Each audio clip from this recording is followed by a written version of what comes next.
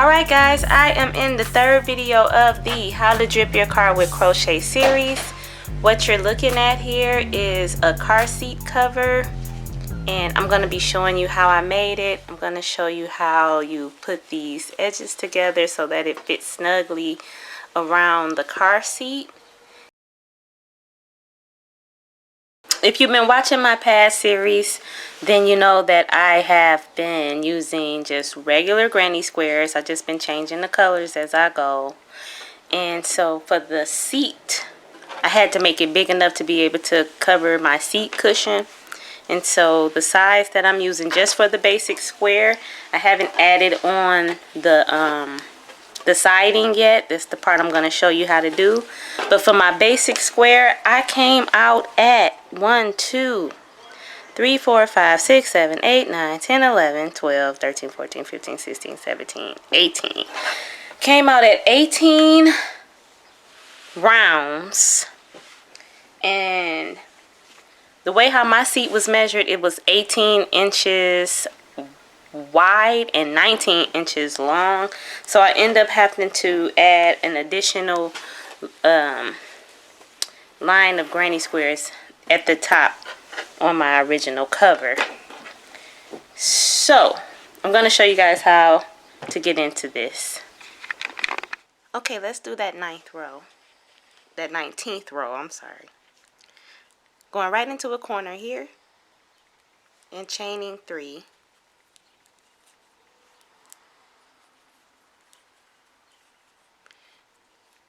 And now I'm inserting 2 more double crochets in this corner.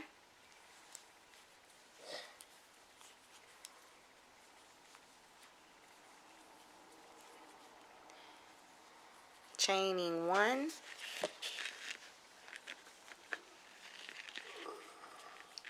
And going right here into the next space and inserting 3 more double crochets.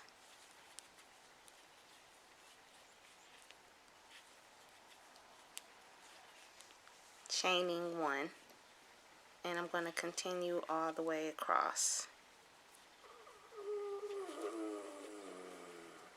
with 3 double crochets in each space and chaining 1. Finish my row, and I just added. This is my 19th row where it's not going all the way around, it's just on the side, and I just added a chain of 3 into this same space. And now I'm getting ready to insert excuse me, 2 double crochet into the same space like that. Chain 1, and I'm going to go all the way across this row.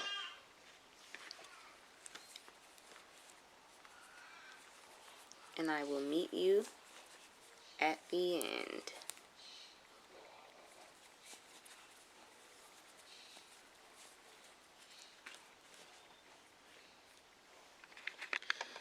Okay guys, so I reached the end. I turned my work and I chained 3. So I'm just going to repeat this until I reach about 5 inches. I'm going to use my little measuring tape here to see once I've reached 5. So right now I'm at about a 1/2 inch with just this row, because we don't count this first one here. Okay, so when I reach 5, I'm going to come back, but I just wanted to show how I would do. I would chain 3 before I go further into this row. Alright guys, so I have added 5 inches worth of rows to the side. For me, that was this first row here. This white, this was already counted for the middle piece, so this is counting as the sides. So that'll be 1, 2, 3, 4, 5, 6, 7, 8, 9, 10, 11. It took 11 of these rows in order to make a side. So now I'm just going right back into the spot that I started right after the first white row. right into that hole. And I'm going to make 5 inches of granny square going this way. You'll see what it looks like when I get to the end. It should be a gap here. Alright guys, so I finished going back and forth across the front of the work. This was an additional 1, 2, 3, 4, 5, 6, 7, 8, 9, 10. Additional 10 rows. And here's the gap that I was talking about. That's going to be in between the side that I just completed and the other side here. So now I'm just going to show you how to go in and close those gaps. You can leave your hook right in the last space that you work, and then you can just grab the other piece and connect it in order to get ready to close that gap. And this is going to make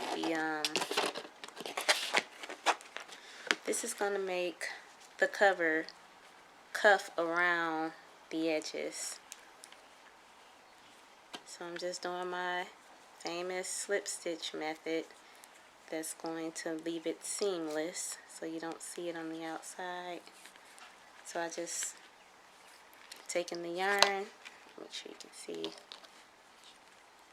wrapping it around the hook, taking the hook underneath both, and then taking the hook, pulling the yarn through, and taking it and pulling it through that loop. We'll try it again. Yarn over the hook, stick it under both sides, pulling the yarn through, then taking that yarn and pulling it through the other loop. And I'm just going to repeat this pattern, and I'll see you at the end.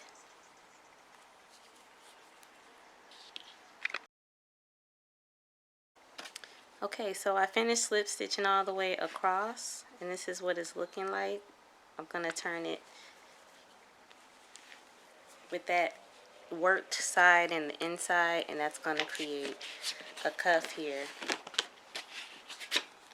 That's going to go around the seat.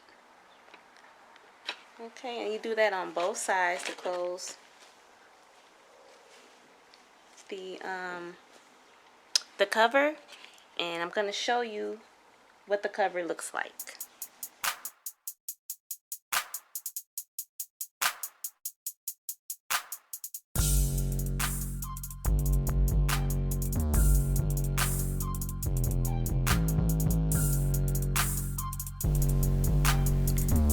Make sure you guys come back next week where I'm going to show you how to attach the back side of the car seat cover to the bottom of the car seat cover.